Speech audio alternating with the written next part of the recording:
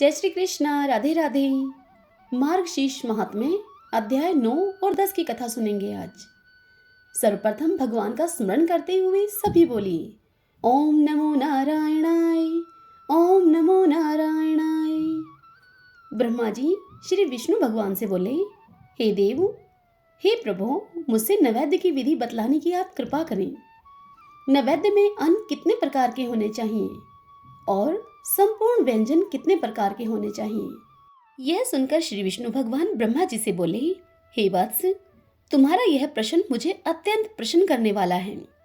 मैं तुमसे अन्नपान और समस्त व्यंजन आदि का वर्णन बता रहा हूँ। सुनो। प्रथम स्वर्ण का पात्र होना चाहिए। स्वर्ण के अभाव में चांदी का पात्र होना चाहिए। चांदी के अभाव में पलाश का पात्र होना चाहिए। हे अनग, ऊपर कहे हुए पात्र में चारों तरफ सजाकर सैकड़ों कचौड़ी रखें और पात्र के बीच में नाना प्रकार के फलों के बने हुए उत्तम व्यंजन को रखें।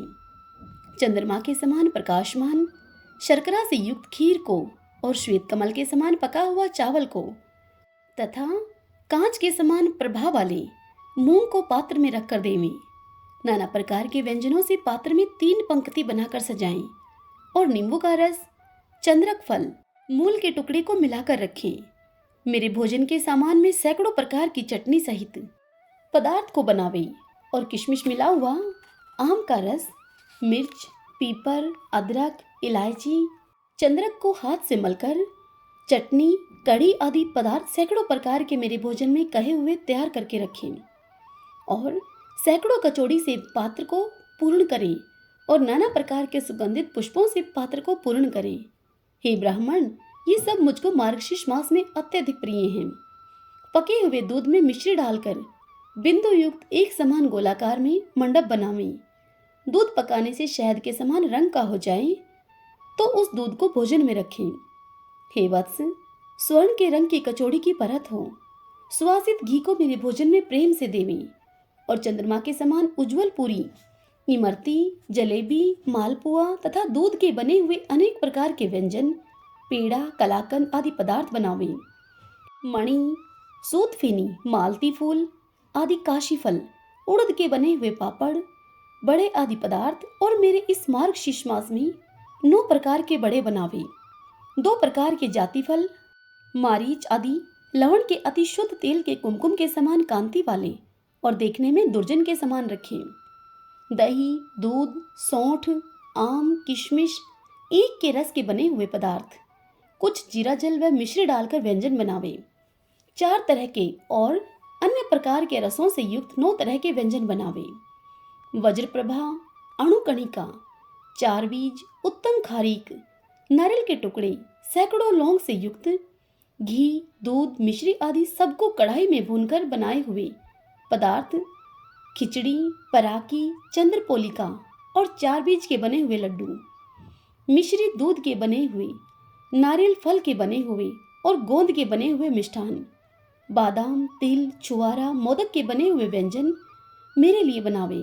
सूरन, मोचनी कंद, त्रादी, करबंद, नारंगी, इमली, कड़ोल फल, दशार, त्रिपुरी जात, नीम का फल, 20 यानी कि बसीड़, तिंदु फल, लौंग, श्रीफल, तिलक, काला नमक और लुत्ती, वलकल, वंशकारीर, कायफल, बल, किशमिश, आम्रफल, कटहल, आंवला, शुक्ति फल, अम्बाड़व फल, केला फल, पीपर, मनोहर मारिच डालकर शुद्ध सरसों के तेल में नमक, जीरा डालकर 3 वर्ष पर्यंत तट में रखकर अचार बनावे। हे मानद, इतने प्रकार के व्यंजन मुझको प्रिय हैं। मार्गशीर्ष मास में इनको बनावे।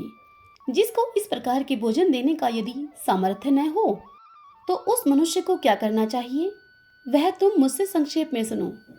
1 लड्डू, 1 घेवर, 2 फेनी, 3 खजूर, 16 घी में भीगे हुए मांडा।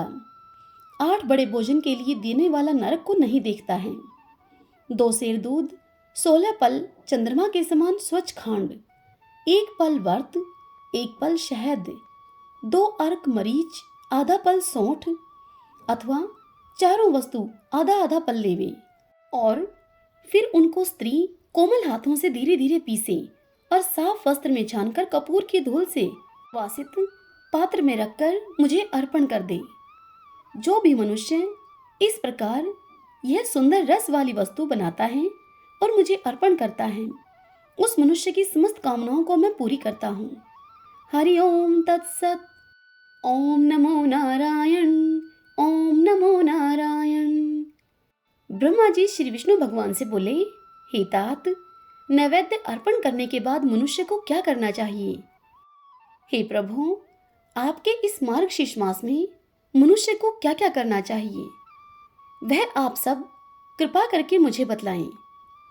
श्री विष्णु भगवान ब्रह्मा जी से बोले, हे तात, भोजन कर लेने पर कर्पूर से वासित जल से आचमन जल और हाथ शुद्ध करने के लिए चंदन देवे तथा सुख वृद्धि हेतु तांबूल अर्पण करे। बाद में पुष्पांजलि देवे और भक्ति से दर्पण दिखावे। तदंतर वैभव के रहने पर कर्पूर का निराजन करे। विद्वान मनुष्य मुकुट आदि भूषण अर्पण करके हे महाभाग छत्र चामर समर्पण करे तथा प्रसन्न मुख श्याम सुंदर शरीरधारी प्रभु का ध्यान करके अष्टोत्तर शतनाम का जप करके स्तोत्रों से स्तुति करे। शंख चांदी की बनी हुई माला, विशेष करके स्वर्ण की माला, कमल गट्टे की माला, मूंगे की मोती की माला, रुद्राक्ष की माला अपने हाथ के अंगुली पर्वों की, और हे पुत्र, जीवनमयी अर्थात जिया पोता की माला जप कर्म में श्रेष्ठ होती है। चलता हुआ हंसता हुआ पार्श्व भाग यानी कि अगल बगल में देखता हुआ, पैर पर पैर रखकर और सिर पर हाथ रखकर तथा खड़ा होता हुआ व्यग्र मन से विद्वान जप को न करे।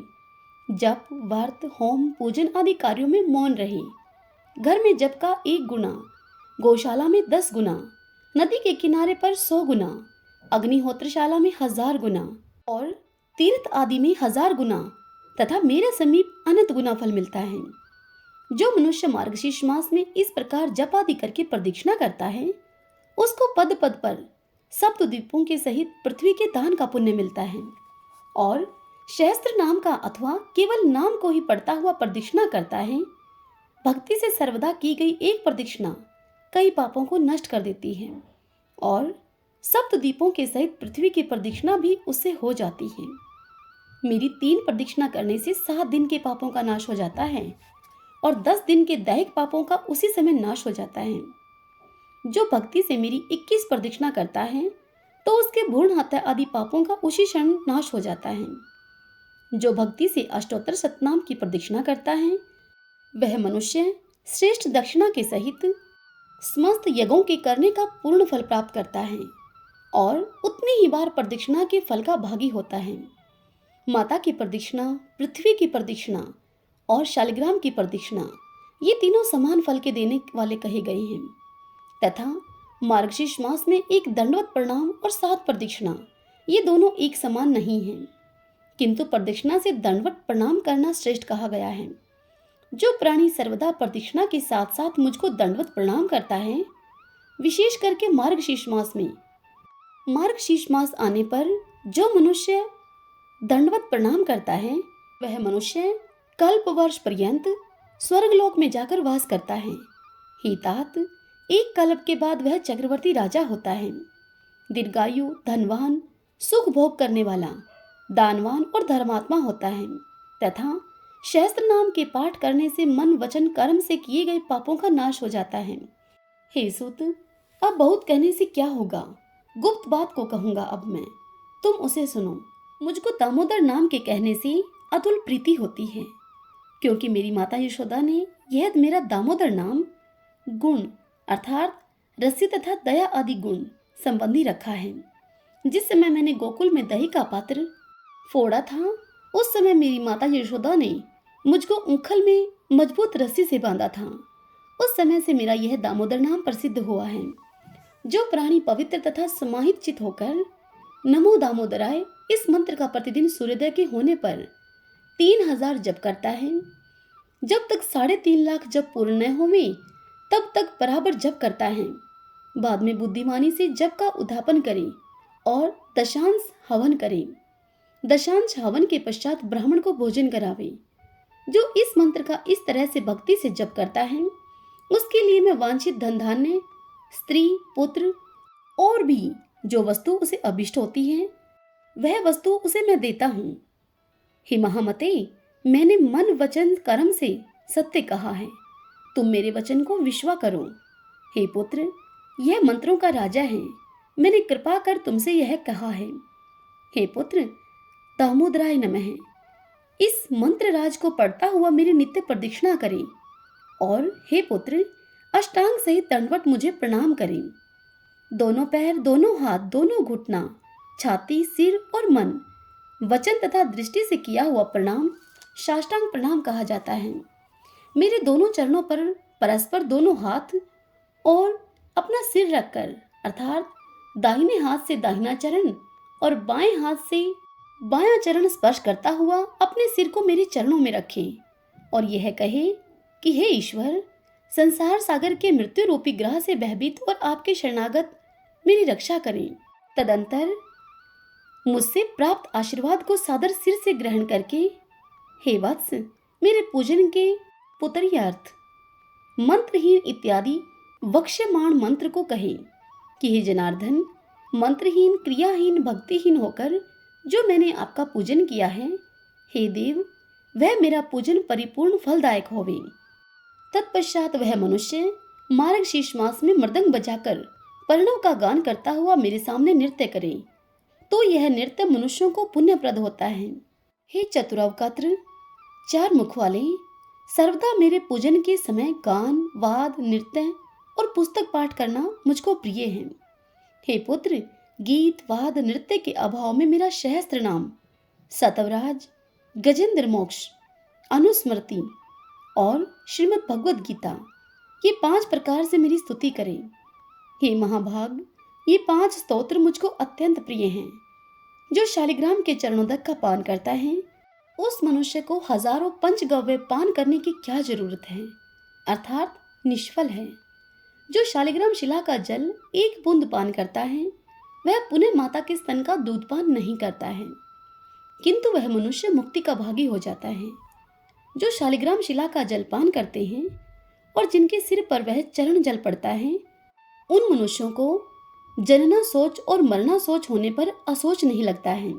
अंत समय में भी जिसको यह चरण जल दिया जाता है, वह मनुष्य सदाचार से रहित होकर भी सदगति का भागी होता है। जो माया आदि का पान करता है और अभोज्य अर्थात मांस आदि का भोजन करता है, तथा वह मनुष्य परस्त्री में गमन करता है, और जो पापाचारी मनुष्य है, वह भी शालिग्राम जल को धारण करने से शीघ्र ही पवित्र हो जाता है, क्योंकि शालिग्राम शिला का जल चंद्रायण और पादक्रच व्रत से भी अधिक श्रेष्ठ है। मेरे चरणामृत से मिला हुआ अगर, कुमकुम, कपूर और चंदन अपवित्र को भी पवित्र करने वाले हैं। हे विप्रश्रेष्ठ, मेरी दृष्टि से देखा गया पवित्र जल, उस जल से ही मनुष्यों के समूल पापों का नाश हो जाता है। और यदि मेरा चरणामृत है वह, तो फिर तो कहना ही क्या है। तुम मेरे प्रिय हो, दूसरे ज्येष्ठ पुत्र हो, इसलिए मुझको विशेष प्रिय हो। इसलिए जो कुछ मेरा रहस्य था, वह सब मैंने तुमको कह दिया है। हरि ओम तत्सत।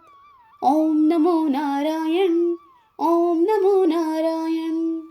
ओम श्री राधा कृष्णाभ्याम नमो नमः।